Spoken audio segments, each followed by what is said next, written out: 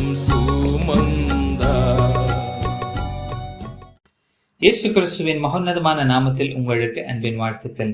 பரிசுத்த வேதாகமத்தில் மத்தேயு எழுதின சுவிசேஷம் 12ஆம் அதிகாரம் 7ஆம் வசனத்திலாம் இவ்விதமாய் வாசிக்கிறோம். பலியை அல்ல இரக்கத்தையே விரும்புகிறேன் என்பதின் கருத்து இன்னதென்று அறிந்தீர்களானால் குற்றமில்லாதவர்களை நீங்கள் குற்றப்படுத்த மாட்டீர்கள்.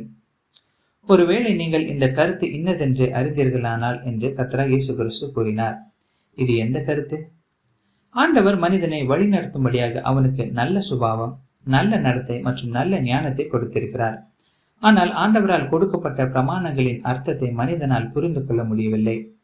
பாரம்பரியம், தான தர்மம், புண்ணிய யாத்திரை, அபிஷேக எண்ணெய் அல்லது தண்ணீர், ஜோசியம் மேலும் நல்ல எதிர்காலத்திற்காக வெவ்வேறு பிரகாரமான பொருட்களின் மேல் மனிதன் நம்பிக்கை வைத்து ஆண்டவரை பிரியப்படுத்தலாம் என்று நினைக்கிறான். இப்படி செய்வதனால் ஆண்டவர் தன் மன விருப்பத்தை நிறைவேற்றுவார் என்று சொல்லி அவரை தன் கைவசப்படுத்திக் கொள்ளலாம் என்று மனிதன் நினைக்கிறான். ஆண்டவர் யாராவது தன் கைவசப்படுத்திக் கொள்ள முடியுமா என்ன? முடியாதல்லவா?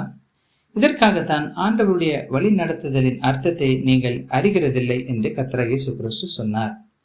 கர்த்தராகிய இயேசு கிறிஸ்து மனுக்குலத்தின் ரட்சிப்புக்காக தாமே சிலுவையில் பலியாக ஒப்பு கொடுத்து மரித்து 3ஆம் நாள் உயிர்த்தெழுந்து இன்றும் ஜெபிக்கிறார். இது நிமித்தம் யாரெல்லாம் அவர் மேல் விசுவாசம் வைக்கிறார்களோ அவர்கள் எல்லாரும் ரட்சிப்படைந்து ஆண்டவரை பிரியப்படுத்துகிறவர்களாய் இருக்கிறார்கள்.